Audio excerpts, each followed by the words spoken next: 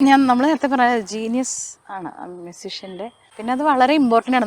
അവർ ഉദ്ദേശിച്ചത് തന്നെ നമ്മൾ പാടുകയും വേണം. അങ്ങനെ ഒരു ഉത്തരവാദിത്വം കൂടി നമുക്ക്. വിദ്യാസാഗർ സാറിന്റെ അടുത്ത് അടുത്ത പ്രാവശ്യം കാണുമ്പോൾ ചോദിക്കും ഞാൻ. ചോദിക്കണം. തല്ലിയില്ലെങ്കിൽ ഉത്തരം നിങ്ങൾ. സാറ് തല്ലില്ല.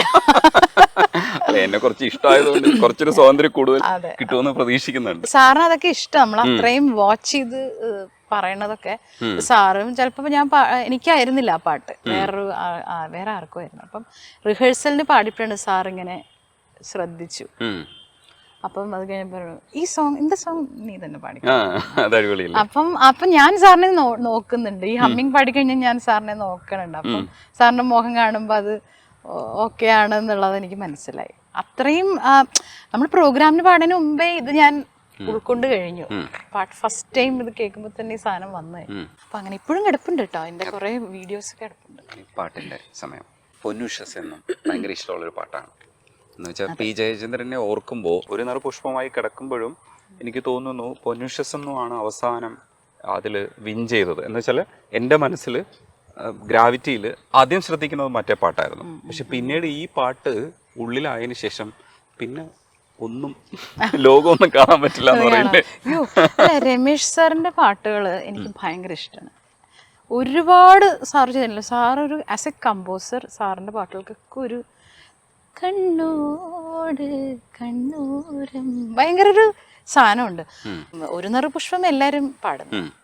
ഈ പാട്ടില് ഈ ജയേട്ടന്റെ ഒരു മാജിക്കും ചിത്ര ചേച്ചിയുടെയും കൂടി ആ ഒരു സാധനം വന്നപ്പോഴേക്കും ഇതൊരു ഈ പറഞ്ഞ പോലെ ഒരു വേറെ ഒന്നും പിന്നെ നമുക്ക് കേൾക്കാൻ പറ്റില്ല ആ ലെവലെ.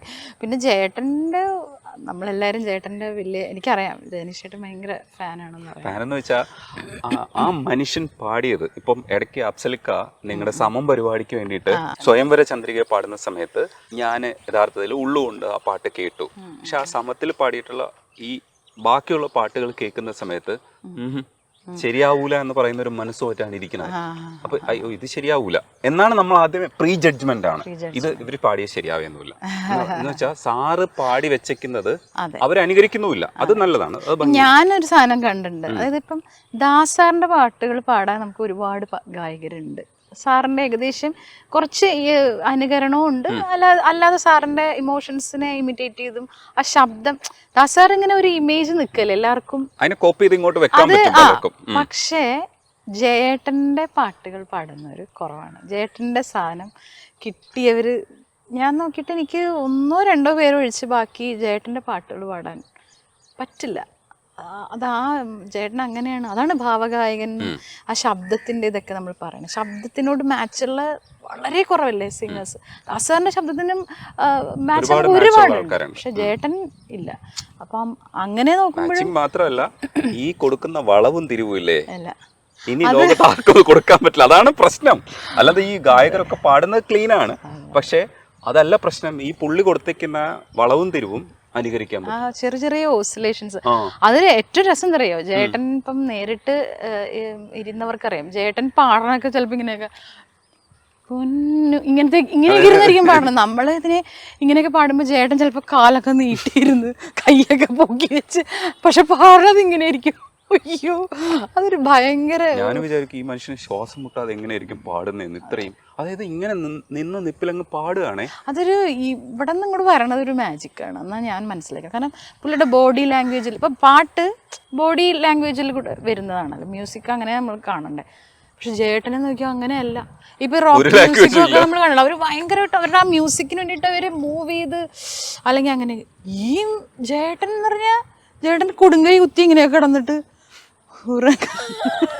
മറ്റേ പൊന്നുഷസെന്നും അല്ലെങ്കിൽ അത്രയും ഫീൽ ചെയ്യുക. അനുരാഗാനം പോലെ നമ്മൾ ഈശ്വരൻ നമ്മളൊക്കെ ചിന്തിക്കാൻ പറ്റില്ല. അതൊരു അസാധ്യ മനുഷ്യൻ. പാട്ട് ഒന്നു പിണങ്ങിണങ്ങും നിൻ കണ്ണിൽ കിനാവുകൾ പോക്കും പൂമ്പുലർക്കണി പോലേതോ പേരറിയാ പൂക്കൾ നമ്മെ തിരിച്ചറിഞ്ഞെന്നോ ചിരബന്ധുരമേ സ്നേഹബന്ധം നമ്മെ തിരിച്ചറിഞ്ഞെന്നോ ചിരബന്ധുരമേ സ്നേഹബന്ധം പൊന്നുഷസിന്നും നീരാടുവാൻ വരുമേ സൗന്ദര്യ തീർത്ഥക്കടവിൽ നഷ്ടസ്മൃതികളാം മാരിവില്ലിൻ വർണ്ണ പൊട്ടുകൾ തേടി നാം വന്നു. വാവ്, നിങ്ങളിത് ലൈവ് പാടുമ്പോഴുണ്ടല്ലോ ഞാനിങ്ങനെ ആലോചിക്കുന്നുണ്ട്, ഇത്ര പാടാണല്ലേ.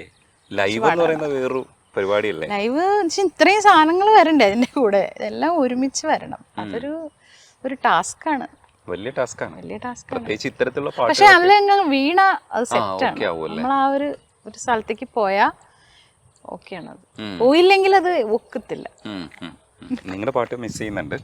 നമ്മുടെ ബിജുപാലേട്ടന്റെ പാട്ടുണ്ടല്ലോ. ബിജുചേട്ടന്റെ കുറച്ച് പാട്ടുകൾ പാടിയുണ്ട്. അതിൽ ഒന്ന് ഈ പറഞ്ഞ നമ്മള് അധികം ശ്രദ്ധിക്കാതെ പോയൊരു പാട്ടാണ് ഒരുപോലെ വിങ്ങും ഒരുപോലെ പാട്ടാണ്. ഇഷ്ടാണോ പാട്ട്?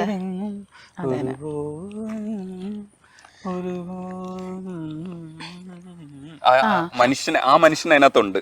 ഈ MJ-യുടെ കാര്യം പറഞ്ഞ പോലെ ബിജേട്ടൻ അതിനകത്ത് ഉണ്ട് ആക്ച്വലി. എന്നുവെച്ചാൽ അത്രയും ഒരു കുട്ടി പൂവറിക്കാനൊക്കെ പോയിട്ടോ. അത് ചൈൽഡിഷ്നെസ് എന്ന് പറയുന്നത് അത് ഉള്ളിൽ നിന്ന് ഷൂട്ടാണെങ്കിലും മാറ്റി വെക്കാൻ പറ്റില്ല. ഇത് ഭയങ്കര രസം. അത് കണ്ടപ്പോ കുഴപ്പമില്ലല്ലേ? ഇല്ല, കുഴപ്പമില്ല. ഇച്ചിരി വട്ടുള്ളതാണെന്ന് എല്ലാവർക്കും അറിയാം. എന്റെ കാതിൽ വേണമെങ്കിൽ ഞാൻ വെക്കാം. വേണ്ട, ഈ ആങ്കർ ഇങ്ങനെ ആയിരുന്നല്ലേ എന്ന് ആൾക്കാരൊക്കെ പറയും.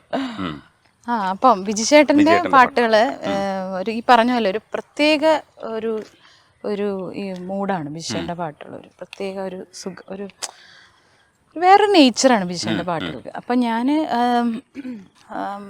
ഈ പാട്ട് വയലാർ ശരത്തേട്ടനെ എഴുതിയേ. നമ്മുടെ സുധീപേട്ടനും ഞാനും കൂടിയാണ് പാടിയത്. അപ്പോൾ ഈ പാട്ട് ഇങ്ങനെ ബിജുചേട്ടൻ എനിക്കൊന്ന് പാട്ട് എഴുതി കഴിഞ്ഞിട്ട് പാടി. ബിജുചേട്ടൻ അധികം സംസാരിക്കൊന്നുമില്ലല്ലോ, അങ്ങനെ ഒരുപാട് സംസാരമൊന്നും ഇല്ല. അപ്പം ഇങ്ങനെ പാടി രണ്ട് കണ്ണുകളാണ്. അപ്പൊ എനിക്കൊന്നും മനസ്സിലായില്ല സംഭവം എന്താ. പല്ലവി ലിറിക്സ് രണ്ട് കണ്ണുകളെ കുറിച്ചാണ്. അപ്പൊ ഞാനത് പാടാപ്പോഴേ മനസ്സിലാവുള്ളൂ. അപ്പൊ രണ്ട് കണ്ണുകൾ എന്താണെന്ന് ശ്രദ്ധിച്ചു നോക്കിയാൽ മതി. ഒരുപോലെ ചിമ്മും ഒരുപോലെ വിങ്ങും ഒരുപോലെ ചാഞ്ഞൊന്നുറങ്ങും ഒരുപോലെ ചിമ്മും ഒരുപോലെ വിങ്ങും ഒരുപോലെ ചാഞ്ഞൊന്നുറങ്ങും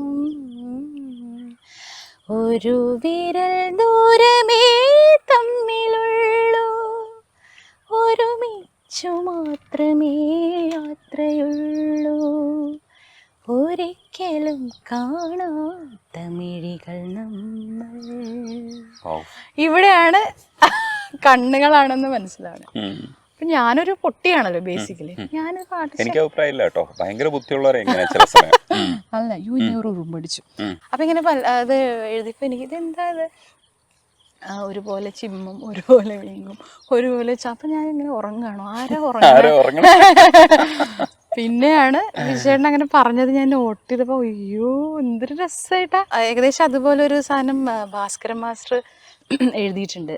ഇരു കണ്ണീർ തുള്ളികൾ ഒരു സുന്ദരിയുടെ കവിളിണകളിൽ വെച്ച് കണ്ടുമുട്ടി അവർ കണ്ടുവന്ന സ്വപ്നത്തിൻ കഥ ചൊല്ലി എന്ന് പറഞ്ഞിട്ട് അവസാനം അവർ ഇവിടെ വന്ന് ചേരുന്നത്. പിന്നെ മഴത്തുള്ളി പോലെ അവർ മണ്ണിൽ വീണ് തകർന്നു പോയി. അതാണ് അതിൻ്റെ.